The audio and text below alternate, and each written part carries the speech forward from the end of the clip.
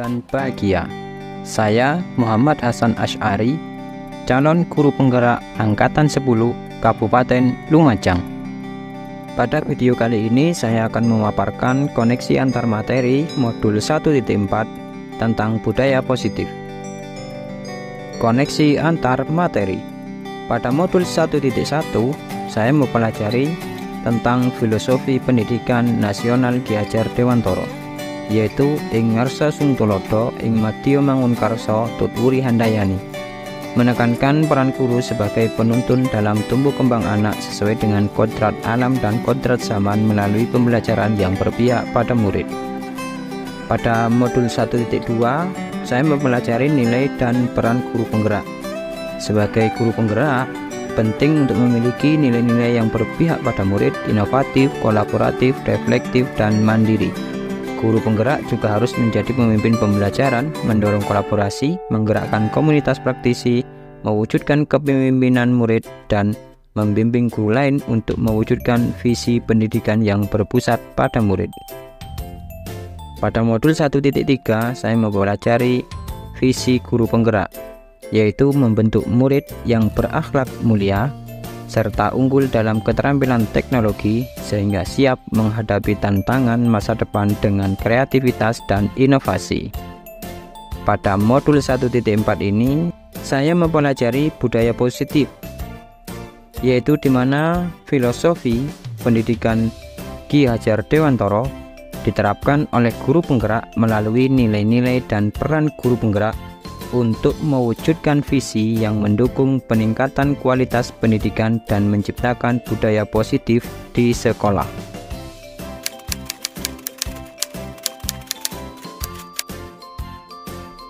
Budaya positif di sekolah dapat dijalankan dengan menerapkan konsep-konsep inti seperti disiplin positif, motivasi perilaku manusia melalui hukuman dan penghargaan, serta posisi kontrol guru.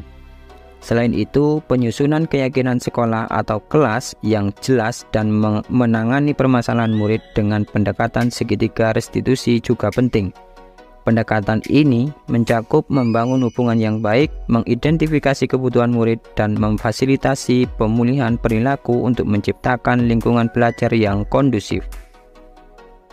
Disiplin positif. Sebagai pendidik, tujuan kita adalah menciptakan anak-anak yang memiliki disiplin diri sehingga mereka bisa berperilaku sesuai dengan nilai-nilai kebajikan universal dan memiliki motivasi intrinsik, bukan ekstrinsik. Disiplin positif adalah suatu cara penerapan disiplin yang mengajarkan anak untuk bertanggung jawab dan menumbuhkan kesadaran diri berdasarkan nilai-nilai kebajikan tersebut. Pendidikan ini lebih menekankan pada pengembangan disiplin diri yang memungkinkan anak mengontrol tindakannya sendiri. Motivasi perilaku manusia. Terdapat 3 motivasi perilaku manusia yang relevan dalam konteks murid di sekolah, yaitu yang pertama, menghindari ketidaknyamanan atau hukuman. Murid dengan motivasi ini berperilaku baik untuk menghindari hukuman atau ketidaknyamanan, bukan karena memahami nilai dari tindakan tersebut. Kemudian yang kedua yaitu mendapatkan imbalan atau penghargaan dari orang lain. Murid berperilaku baik untuk mendapatkan pujian, pengakuan, atau hadiah dari guru dan teman-temannya. Berikutnya yang ketiga yaitu menjadi orang yang mereka inginkan berdasarkan nilai-nilai yang mereka percaya. Murid yang berperilaku baik karena mereka ingin menjadi orang yang sesuai dengan nilai-nilai yang mereka yakini memiliki motivasi internal. Untuk mencapai tujuan pendidikan yang optimal, penting bagi guru untuk mendorong motivasi internal pada murid sehingga mereka berperilaku baik berdasarkan nilai-nilai kebajikan yang mereka yakini, bukan hanya karena tekanan eksternal atau keinginan mendapatkan imbalan. 5 posisi kontrol guru. Yang pertama yaitu sebagai penghukum, yang kedua sebagai pembuat rasa bersalah, yang ketiga sebagai teman, yang keempat sebagai pemantau, dan yang kelima sebagai manajer. Dari kelima posisi kontrol seorang guru, yaitu penghukum, pembuat merasa bersalah, teman, pemantau, dan manajer, Perlu disadari bahwa tujuan akhir dari kelima posisi kontrol ini adalah pencapaian posisi sebagai manajer. Di posisi inilah murid dapat menjadi pribadi yang mandiri, merdeka, dan bertanggung jawab atas segala perilaku dan sikapnya. Pada akhirnya ini dapat menciptakan lingkungan yang positif, nyaman, dan aman di dalam kelas. Keyakinan sekolah atau kelas.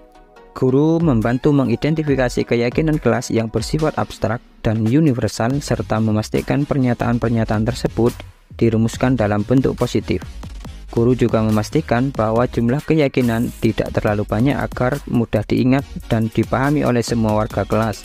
Selain itu, guru memastikan bahwa keyakinan tersebut dapat diterapkan di lingkungan kelas dan melibatkan semua warga kelas dalam pembuatannya melalui kegiatan curah pendapat. Terakhir, guru bersedia meninjau kembali keyakinan kelas secara berkala untuk memastikan relevansi dan efektivitasnya. Dengan demikian, guru berperan sebagai fasilitator yang mengarahkan, mendukung, dan memastikan proses penyusunan keyakinan kelas berjalan dengan baik dan partisipatif. Segitiga restitusi.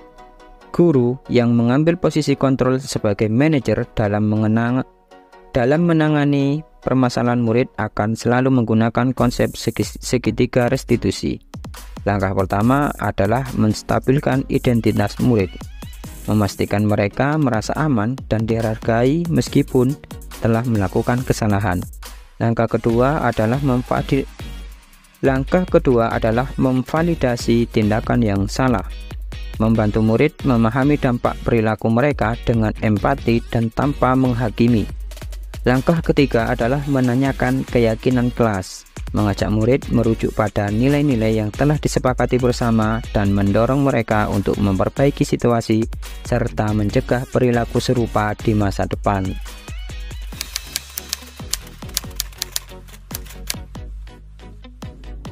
Saya memahami konsep inti dalam modul budaya positif seperti disiplin positif, teori kontrol dan motivasi, hukuman dan penghargaan, posisi kontrol guru, kebutuhan dasar manusia, keyakinan kelas, dan segitiga restitusi.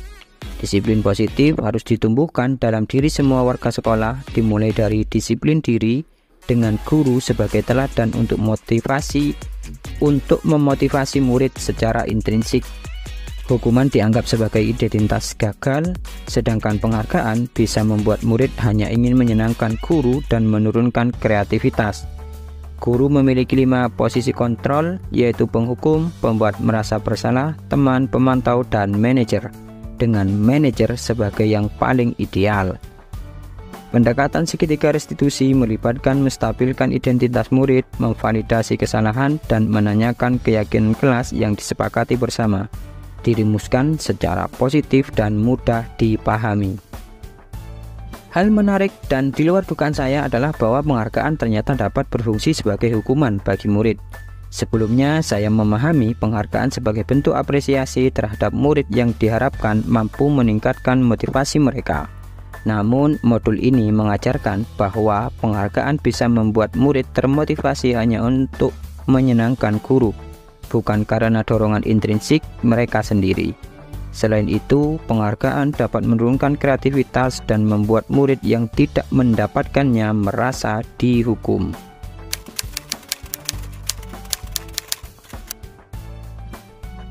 Setelah mempelajari modul ini, cara berpikir saya berubah dari sering menempatkan diri sebagai penghukum dan pembuat merasa bersalah dalam menangani permasalahan murid, menjadi lebih fokus untuk memposisikan diri sebagai manajer. Sekarang saya akan menggunakan pendekatan segitiga restitusi dalam menangani permasalahan murid.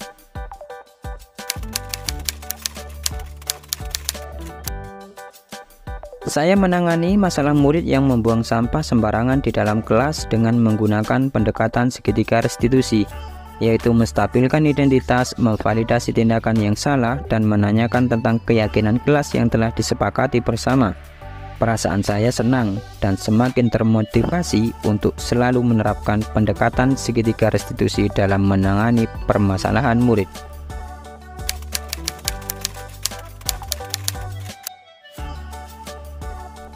Menurut saya, yang sudah baik adalah penggunaan pendekatan segitiga restitusi yang efektif dalam menangani permasalahan murid secara positif dan konstruktif. Namun, yang perlu diperbaiki adalah konsistensi dalam penerapan serta memastikan semua murid memahami dan menginternalisasi keyakinan kelas secara mendalam.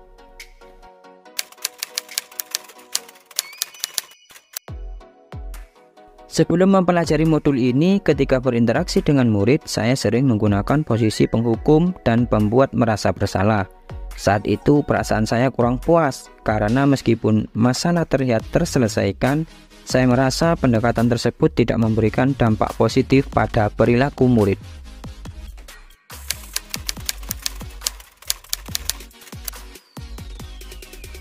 Setelah mempelajari modul ini, sekarang saya memakai posisi kontrol sebagai manajer dalam menangani permasalahan murid.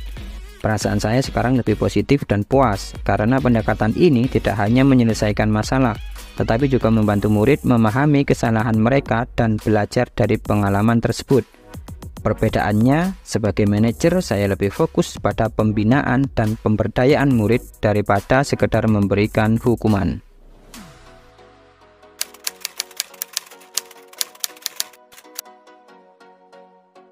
Sebelum mempelajari modul ini, saya pernah menerapkan pendekatan segitiga restitusi dalam menangani permasalahan murid.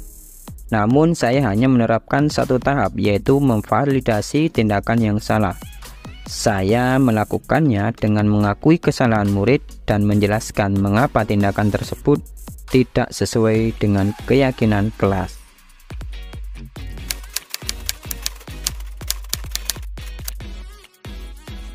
Selain konsep-konsep yang disampaikan dalam modul ini, saya juga merasa penting untuk mempelajari strategi komunikasi yang efektif serta membangun kerjasama antara guru, orang tua, dan murid untuk menciptakan budaya positif yang berkelanjutan.